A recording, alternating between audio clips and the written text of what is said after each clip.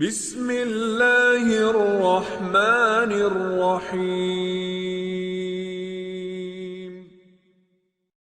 حسبي ربي جل الله ما في قلبي غير الله نور محمد صلى الله لا إله إلا الله حسبي ربي جل الله ما في قلبي. سورہ رعد کی آیت نمبر 43 فرمایا کہ وَيَقُولُ الَّذِينَ كَفَرُوا لَسْتَ مُرْسَلًا قُلْ كَفَى بِاللَّهِ شَهِيدًا بَيْنِي وَبَيْنَكُمْ وَمَنْ عِندَهُ عِلْمُ الْكِتَابِ.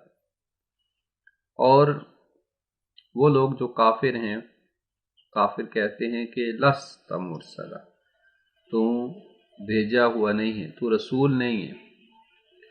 کہہ دیجئے کفا باللہ شہیدن، کافی ہے میرے اور تمہارے درمیان گواہ کے طور پر اللہ کافی ہے.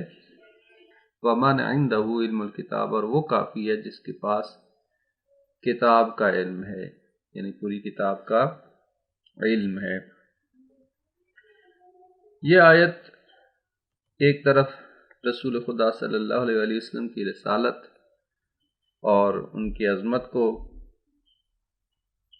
بیان ہے، دوسری طرف مولا علی علیہ السلام کی فضیلت کے حوالے سے یہ آیت ہے کہ کافر جو ہیں وہ رسول خدا کے معجزہ قرآن جو لے کے ہے اس کو بھی قبول نہیں کر رہے، مسترد کر رہے ہیں اور کہہ رہے ہیں ہم آپ کو پیغمبر ہی نہیں مانتے، آپ پیغمبر نہیں ہیں.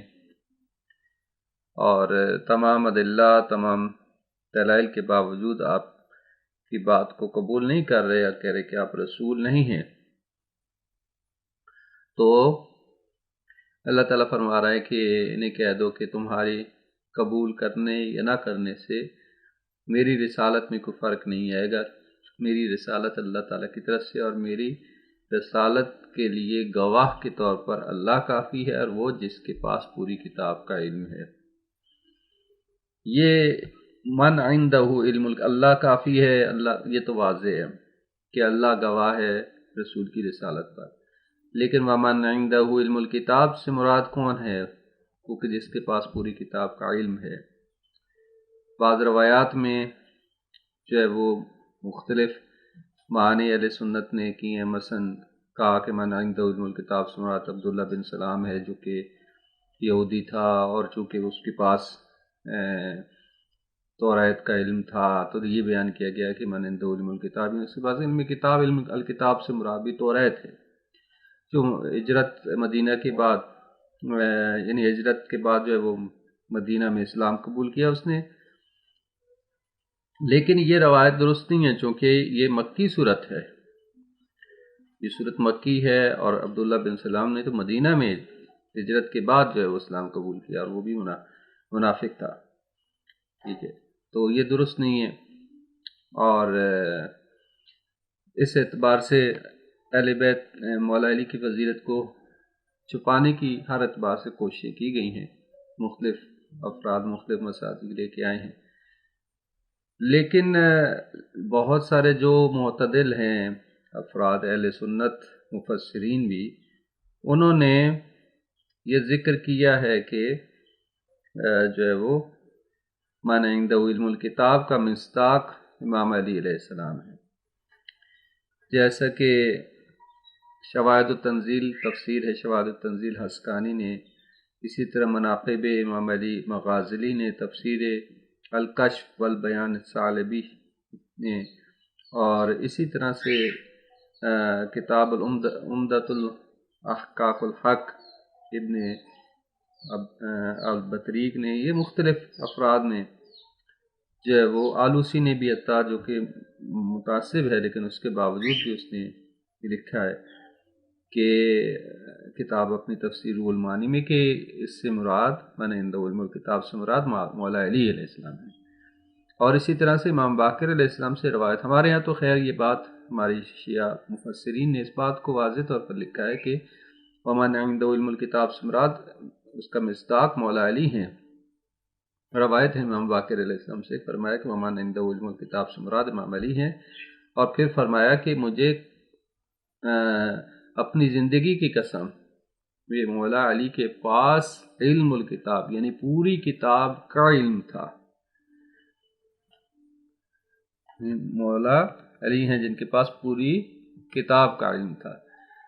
تو لہٰذا یہ بات واضح ہے، اور اس سے مولا علی کی فضیلت اس طرح سے بھی ہے کہ حضرت سلیمان نبی جو تھے ان کے وزیر آصف ابن برقیہ کہ ان کے بارے میں اللہ تعالیٰ نے فرمایا کہ قال من عنده علم من الکتاب، کہ جب انہوں نے کہا کہ تخت بلقیس کو کون لے کے آ سکتا ہے، تو قال عفریت من الجن، جنوں میں سے ایک عفریت نے کہا کہ انا آتی کا قبل آئیں ان تقوم مقامک، کہ اس سے پہلے کہ تو اپنی جگہ سے کھڑا ہو میں اس کو لے کے آتا ہوں.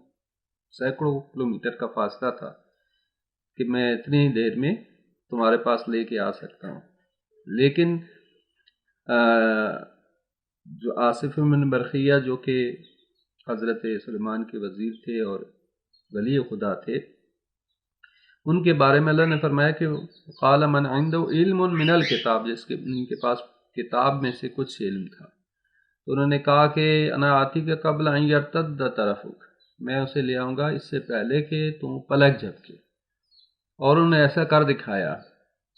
تو یہ فضیلت ہے کہ وہ شخص حضرت آصف بن برقیہ کے جو حضرت سلمان کے جو وزیر ہیں ان کے پاس کتاب میں سے تھوڑا سا علم تھا، لیکن مولا علی وہ ہیں کہ جن کے پاس علم الکتاب پوری کتاب کا علم ہے. روایات کے مطابق ان کے پاس ایک اسم اعظم تھا، لیکن فرمایا گیا کہ 73 اسم اعظم ہے، 73 میں سے ایک اللہ کے ساتھ مخصوص ہے اسم اعظم، اور ایک لیکن 72 اسم اعظم ہمارے پاس ہے. یعنی پوری کتاب کا علم جو ہے وہ پہلے بیت اللہ سے بالخصوص مولا علی علیہ السلام کے پاس ہے. تو یہ مولا کی فضیلت کے لیے بہت بڑی اہم آیت ہے. اور اسی طرح سے مولا علی علیہ السلام سے جب پوچھا گیا کہ قرآن کریم میں بہت ساری آیات ہیں آپ کی فضیلت کے حوالے سے، تو آپ کو کون سی آیت سب سے زیادہ پسند؟ تو آپ نے یہی آیت یہاں فرمائی کی وَيَقُولُ الَّذِينَ كَفَرُوا لَسْتَ مُرْسَلًا قُلْ كَفَىٰ بِاللَّهِ شَهِيدًا بَيْنِي، کہ یہ آیت مجھے بہت پسند ہے. اس وجہ سے، کیوں؟ وجہ یہ کہ اللہ نے اپنی گواہی کے ساتھ میری گواہی کو قرار دیا ہے. رسول خدا کی رسالت، یعنی رسول خدا کی رسالت پر جس طرح سے اللہ گواہ ہے اسی طرح سے مولا علی گواہ ہیں. تو یہ آیت جو ہے فضیلت مولا علی علیہ السلام کے اوپر دلالت کرتی ہے.